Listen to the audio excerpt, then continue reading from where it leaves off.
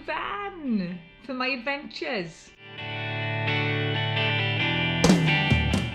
Fits in a normal parking space. It's going to be fab. And I've called it... Oh, what's occurring?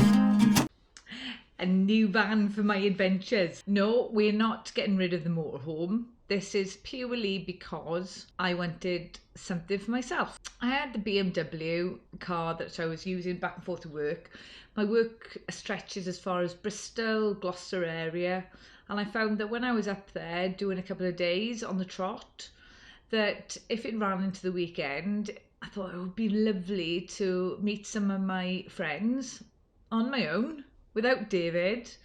Buying another van would cover that. Also, it would be plan B if something did go wrong with our motorhome, which it did last year. But Charlie's been pretty good, in all fairness. Got us back and forth to Bendon. I couldn't afford to keep the BMW and have another plan B van. It had to be something around that price range, and I could use for one night stops. I know that Tash from Life Beyond Bricks, she uses it, and I think she's had one for the last 5 years and she loves it. So I wanted a bit of that freedom.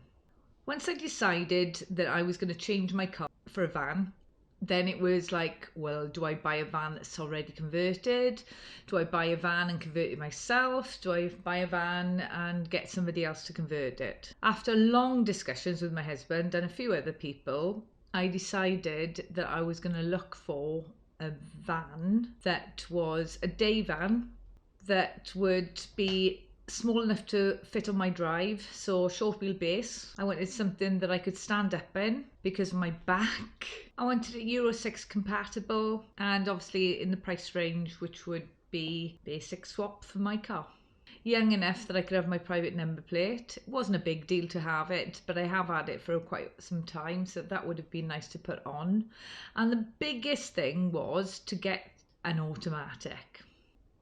And obviously, the smaller the van, the less it would be to convert, I hope. David and I started looking in the local paper, at local car dealers, and this is the first one that we came across, and it was a Ford Transit Custom down in Llanelli. Have a look at this. We're down in Llanelli, down in Llangennith, and here it is. I don't know whether we're going to have it. What is it? I don't know, it's been van, isn't it? 11,995. Well, so good so far. We've just had a little ride in it.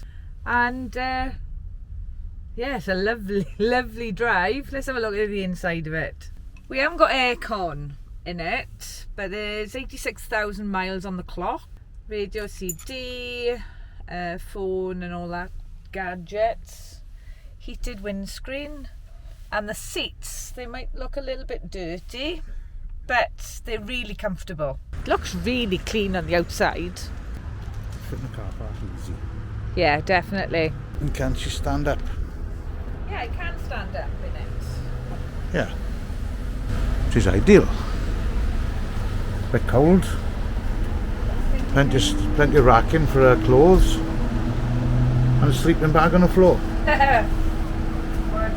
Now, as you can see from that clip, that wasn't the van that I got, but it gave me a taste for the Ford Transit Custom. Really liked it, and the search was on to buy another one. Tick all my boxes, which was the green one didn't, because it wasn't Euro 6 compatible, and also it wasn't automatic. Talked to a good friend of ours, Paul, who is in the trade and knows everything about vans or vehicles. So I gave him my wish list, then dropped the bombshell that I really wanted it to be automatic. Within a couple of weeks, he came up with the goods. I was so pleased. Thank you so much, Paul and Helena, because you had to go and pick it up with him. It was at his house, and then I had a train journey up to Shrewsbury. They picked me up from the train station, we went out for lunch, we had a lovely time, and then picked the van up, and then had the journey back down to Swansea just before we went to Europe. Right, what am I going to do with this van? It's not converted, but how am I going to convert it? What plans do I want for it? What layout am I going to have? What solar panels do I want?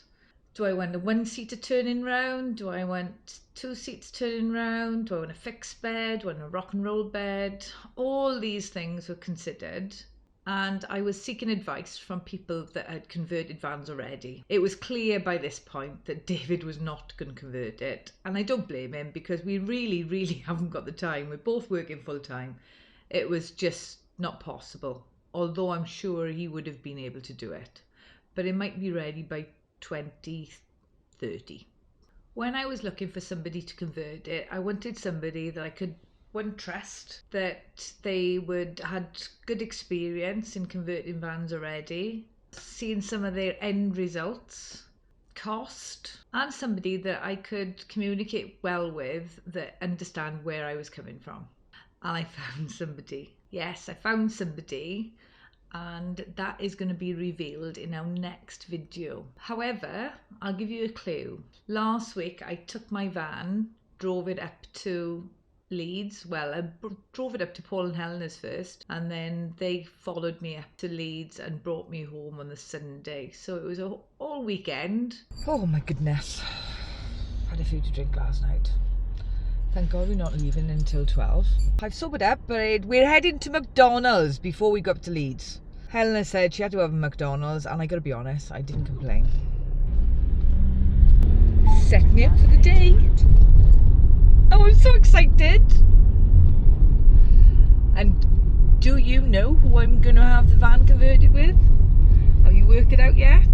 Final result of the conversion is going to be revealed when I see it, really, or when I have it back, which will be at Campervan Campout in early May. Yeah, I'm really excited about that. I'm on the phone to the person that is the company and the people that are converting it on a daily basis. I'm sure his wife, who I also know very well, is had enough of me phoning and says, don't answer that phone anymore. But I'm really excited.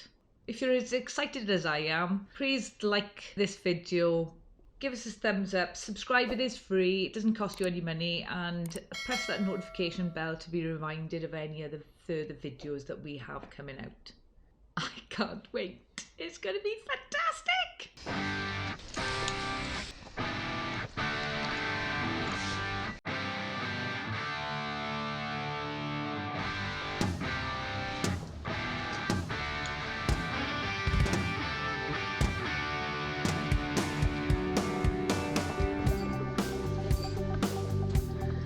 You got two seats in the front. I really don't know what we're going to do with it, and it's automatic, look.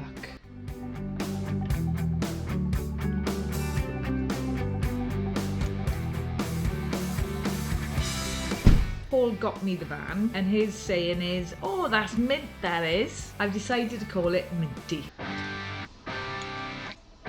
Getting it into a parking space at a shopping centre or something like that is fine.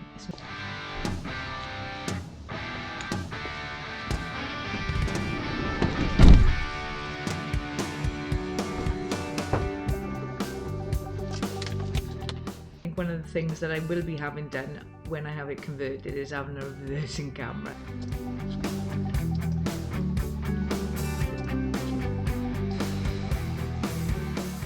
So if you're enjoying these videos, please give us a thumbs up, subscribe, it is for free, and press that notification bell so you're reminded of all future videos.